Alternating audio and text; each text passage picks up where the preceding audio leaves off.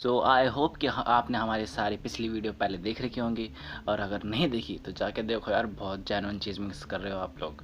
क्योंकि this is the dead planet eternal, यहाँ तक जॉन विक की कॉमिक सीरीज़ भी।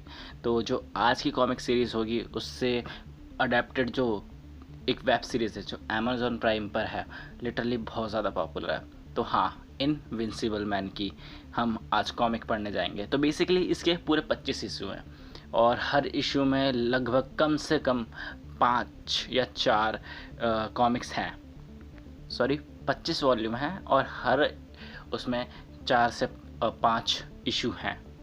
तो स्टार्ट करते हैं फिर। और हाँ, सारे इशू आपको इस कॉमिक पे धीरे धीरे करके मिल जाएंगे। तो स्टार्ट करते हैं फिर आज से। First issue, invincible man. तो कहानी सीधा शुरू होती है इनविंसिबल मैन से, जो एक बंदे को जो बॉम्ब लगा हुआ है उसको उड़ा कर लेके जा रहा है, और बोलता तुमने मेरी ऑलरेडी आफ्टरनून ख़राब कर दी है भाई। और फिर वो उसको ऊपर लेके जाता है आसमान में, और वहाँ पर फेंक देता है, और एक ब्लास्ट होता है, बूम।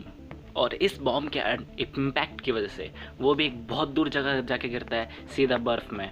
और फिर उठता है, अपने आप को ठीक करता है, और बोलता है I am going to give myself a heart attack, और उड़ जाता है। अब सीधा सीन शिफ्ट होता है 4 महीने पहले एक घर से, और वो बाहर बाथरूम के दरवाजे पर मॉम सीधा चिल्लाती हैं कि अब जल्दी से ख़त्म करो वरना अपने आप को हार्ट अटैक दे दोगे। ओह माय गॉड, मतलब हार्ट अटैक का मतलब ये था। हाँ, तो फिर अंदर से जॉन चिल्ला के बोलता है मॉम वेट, मैं बस कॉमिक रीड कर रहा हूँ और थोड़ी देर में बाहर निकलूँगा। तो फिर उसकी मॉम बोलती है कि तुम्हें अभी कॉमिक स्टॉप करनी पड़ेगी, जल्दी निकलो वरना लेट हो जाओगे स्कूल के लिए। वो टिश्यू पेपर पकड़ते हुए बोलता है कि मैं नहीं होऊंगा लेट। तो बंदा 10 मिनट में रेडी होकर सीधा गेट खोलता है फ्रिज का, और बोलता है कि तो आपको पता है कि डैड कहाँ हैं, क्या वो रात को घर आए थे? तो वो बोलते कि वो अपने काम में शायद बहुत ज़्यादा बिजी हैं, उनको बहुत ज़्यादा ट्रबल है।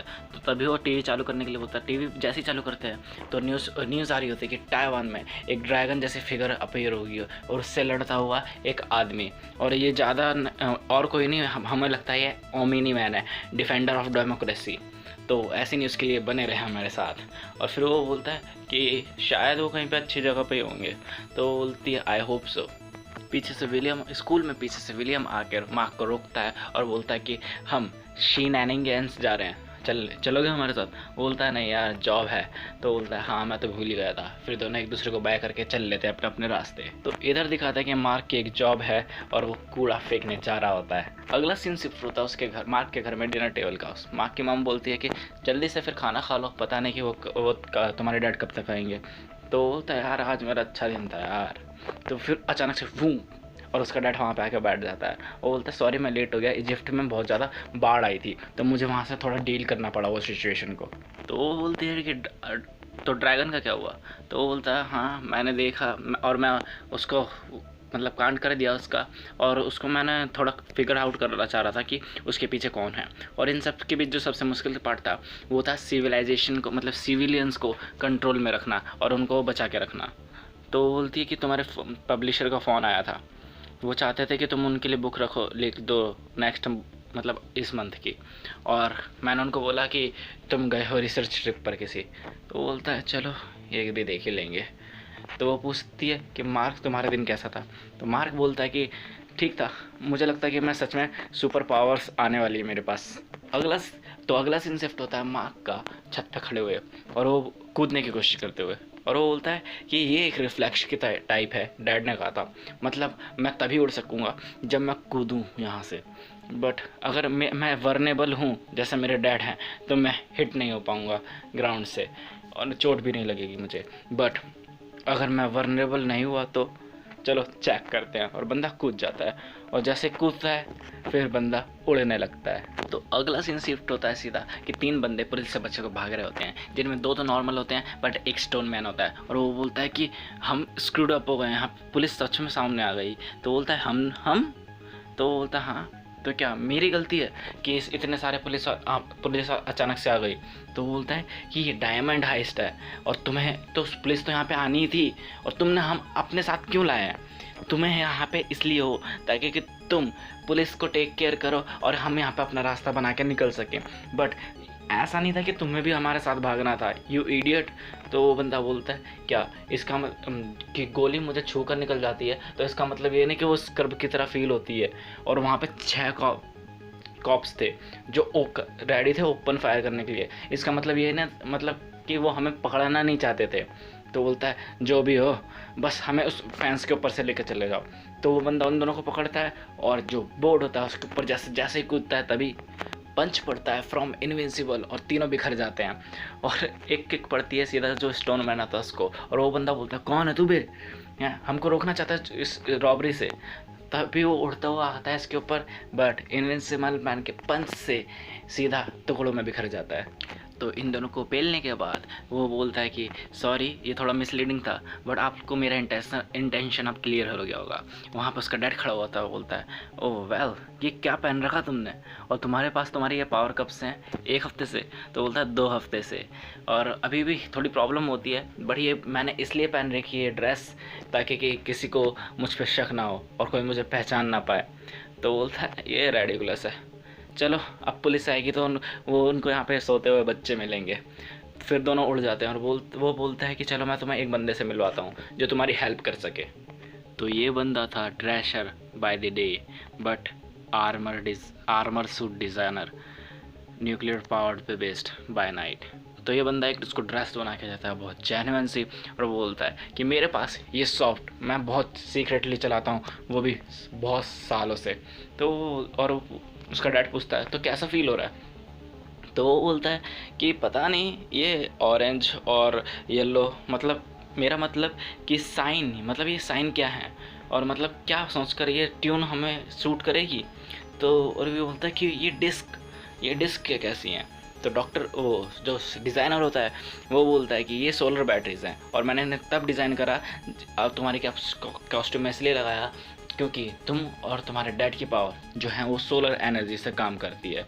तो उसका डैड बोलता है चलो कोई बात नहीं, ये ऐसे बोलता रहता है।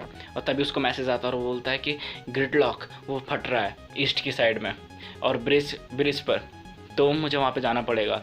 और वो डिज़ाइनर बोलता है कि यूज़ द नॉर्थ, तभी बंदा गायब हो जाता है और बोलता है नेवर माइंड। तो मार्क बोलता है कि सॉरी अबाउट दैट बट आपको इसकी आदत हो जाएगी बाद में।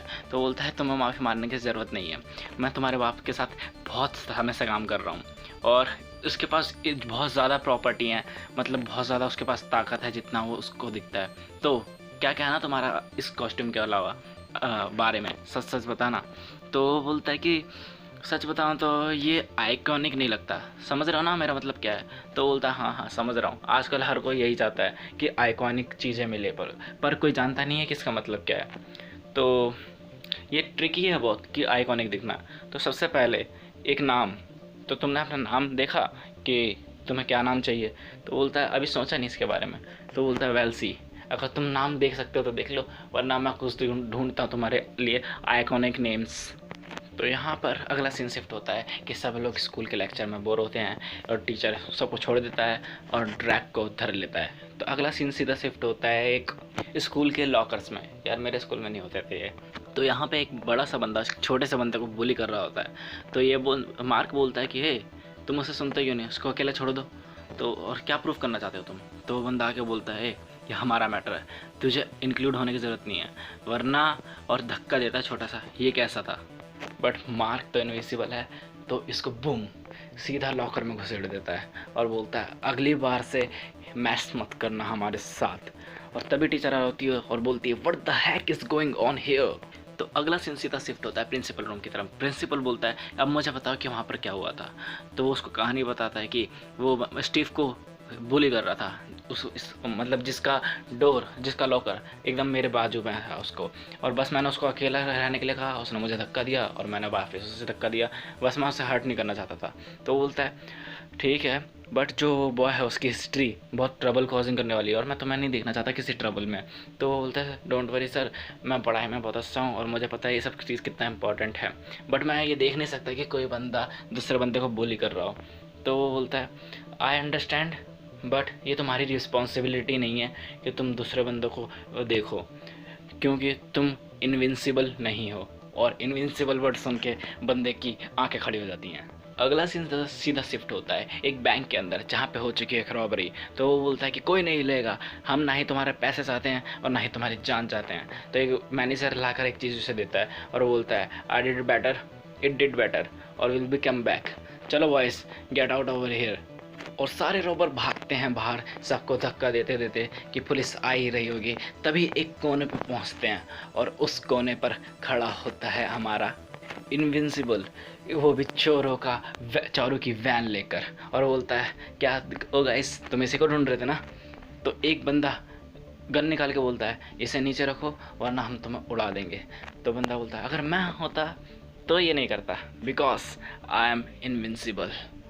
तो गाइस इसी के साथ ख़त्म होता है इनविंसिबल का चैप्टर 1 का वॉल्यूम 1 का इशू 1।